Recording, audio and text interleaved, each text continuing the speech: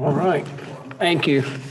All right, welcome everybody. This is Councilman Britt Moore, Chairman of the Finance Committee, and today is November the 12th for our regularly scheduled Finance Committee meeting. And to begin, I know that myself, present here at City Hall, Councilman Victor Jones is present at City Hall, and I'll check with our other members of Finance. Michael Holmes, are you with us? I am here. Welcome.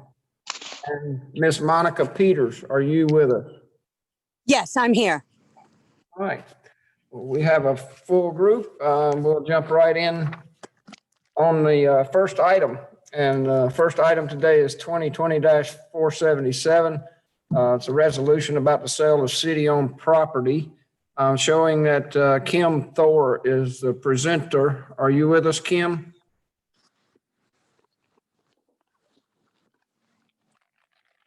I don't have my list up, Ron, so. Kim, are you with us?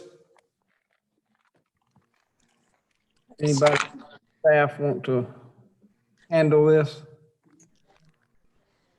Mr. Chairman, just clarification. I think you said 477, 2020-447, correct?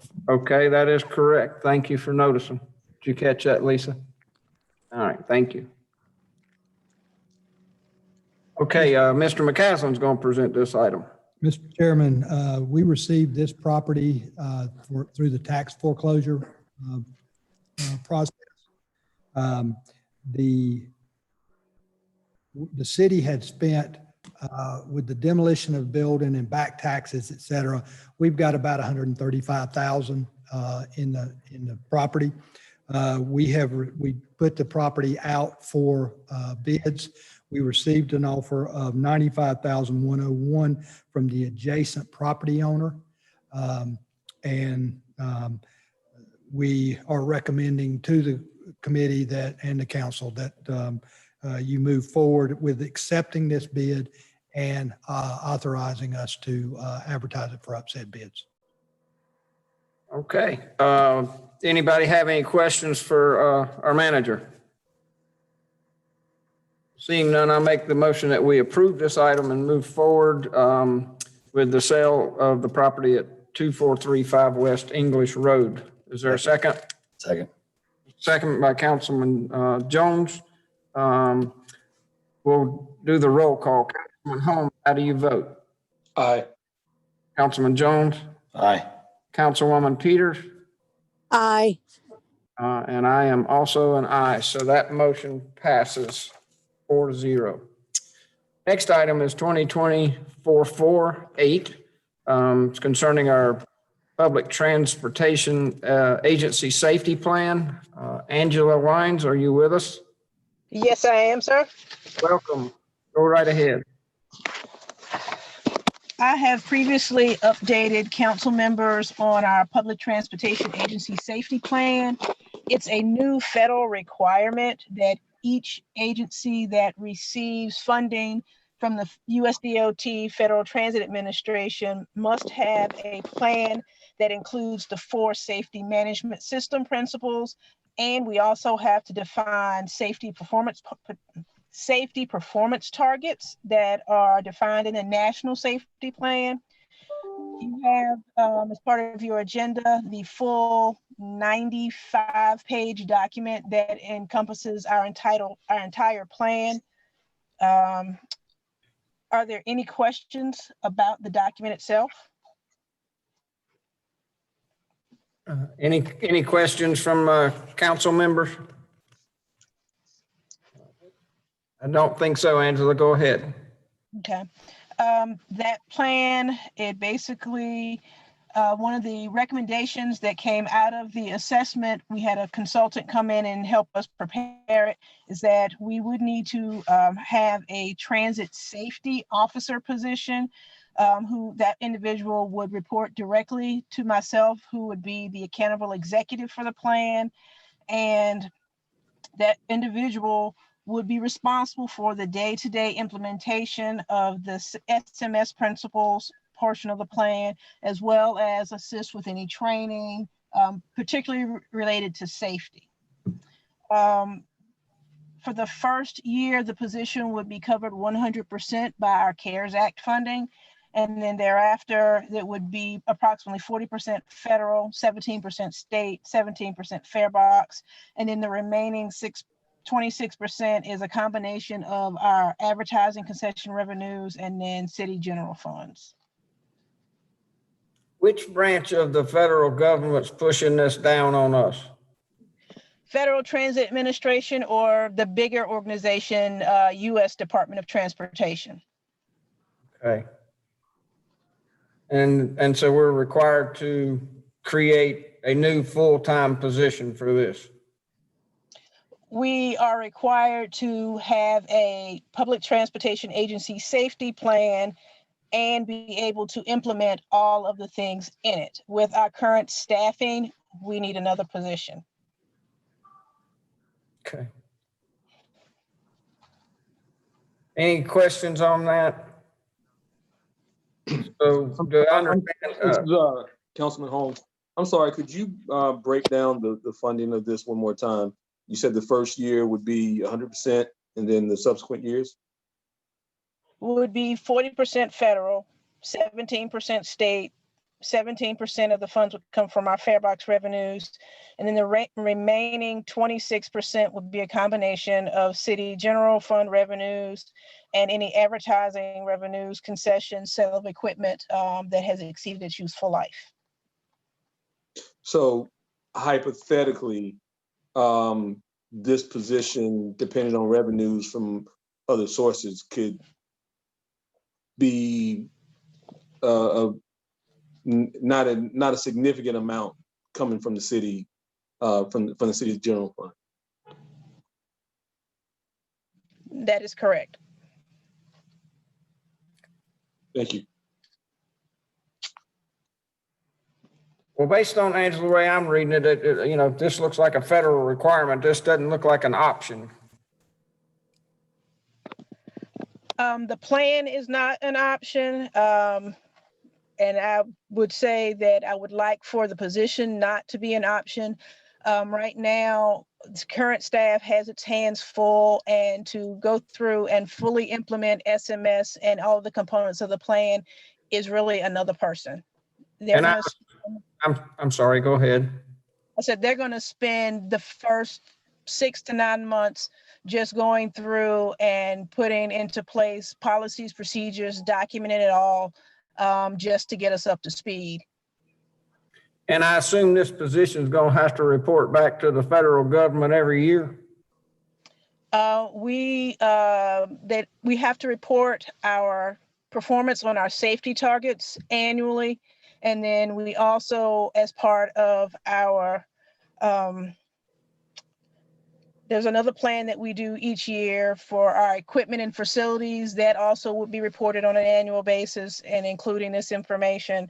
And then every 3 years when Federal Transit Administration comes in to do our triennial review, then all of this, our plan and any of the annual activities that we've done would also be subject to their inspection. And there's penalties, I'm assuming, if that's not done, correct?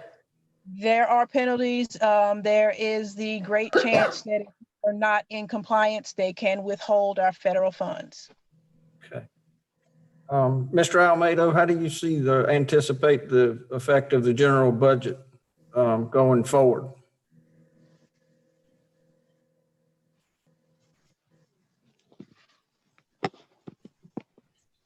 Chairman, I mean, I think in the grand scheme of things, it's 2/3 is funded by the state and feds. 1/3 is funded by the general fund, despite, you know, Right. doesn't really matter where it comes from, if it's fare box or advertising revenue. It is a transfer. Well, I shouldn't say that. You know, part of it is from the system, and then a smaller part would come from the general fund. I'd estimate probably 20% of the total amount for an annual basis would come from the general fund, but you know, that number will vary a little bit. It's not a tremendous impact on the general fund, but it certainly is It's an impact. it's an unfunded mandate from the general fund. And I've got the percentages you gave me. What do you see that translating to in dollars? 15 to 20,000, I think, first year. That would be my estimate. And you estimate that'll be fairly consistent with inflation or whatever? Yes. Okay. All right. All right, all 97 pages. Any other questions? Well, Angela, thank you.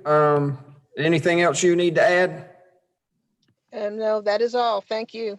All right, thank you for your time. I'll entertain a motion for approval. Motion to approve. Is there a second? Second. There's a motion for approval by Councilman Jones and seconded by Councilman Holmes. I'll call the roll. Councilman Holmes, how do you vote? Aye. Councilman Jones? Aye. Councilwoman Peters? Aye. Councilman Moore is an aye. That motion passes. Next item is 2024-52. It's a budget amendment concerning transit safety officer position. And Angela had just spoken to us about that. Do you need to add anything to this, Angela? No, sir, I do not. Okay. Any questions as to what we're doing here? I'll make the motion that item number 2024-52 be approved. Second. Second by Councilman Jones. I'll call the roll. Councilman Holmes, how do you vote? Aye. Councilman Jones? Aye. Councilwoman Peters? Aye. Councilman Moore's an aye. That motion passes. 2020-449 Resolution Transit System Drug and Alcohol Policy Update. Angela? Thank you again. This is a minor update to the transit system drug and alcohol policy. The Federal Transit Administration and USDOT, they've made some changes with the substances that are being tested for. And instead of using the word opioid, instead of using the word opiate, they've replaced it with opioid to cover that large spectrum of drugs so they can change them and not necessarily impact each agency's drug and alcohol policy every time they add or take away substances that they're testing for. We've gone through, and with those changes, we've made updates to other terms and definitions within. There are no major changes to any of the testing categories, to the procedures. And the only other thing that was done as an update is that the transit system drug and alcohol program manager has been changed from who was formerly the city's safety director to myself, the transit manager. Okay. Any comments or questions? Seeing none, I'll make the motion to approve item 2020-449. Second. There's a motion and a second by Councilman Jones. We'll do the roll call. Councilman Holmes, how do you vote? Aye. Councilman Jones? Aye. Councilwoman Peters? Aye. Councilman Moore is an aye. That motion passes. It's been brought to my attention that item 2024-61 will be moved on to removed from today's agenda and be moved to full council. Next items are concerning of public hearings. Item 2020-450. It's a resolution about an interlocal agreement and our Memorial JAG Assistant Grant Funds. Chief Travis Stroud, are you with us? Yes, sir, I am. All right, please go ahead. This will be, as you said, our interlocal agreement for the 2020 Edward Byrne Memorial Justice Grant, or our JAG funding. The receiving of public comments is a special condition of the grant. For council's approval, this will allow us to execute the required interlocal MOU designating the funds for use. It's us, Greensboro, and Guilford County split the funds.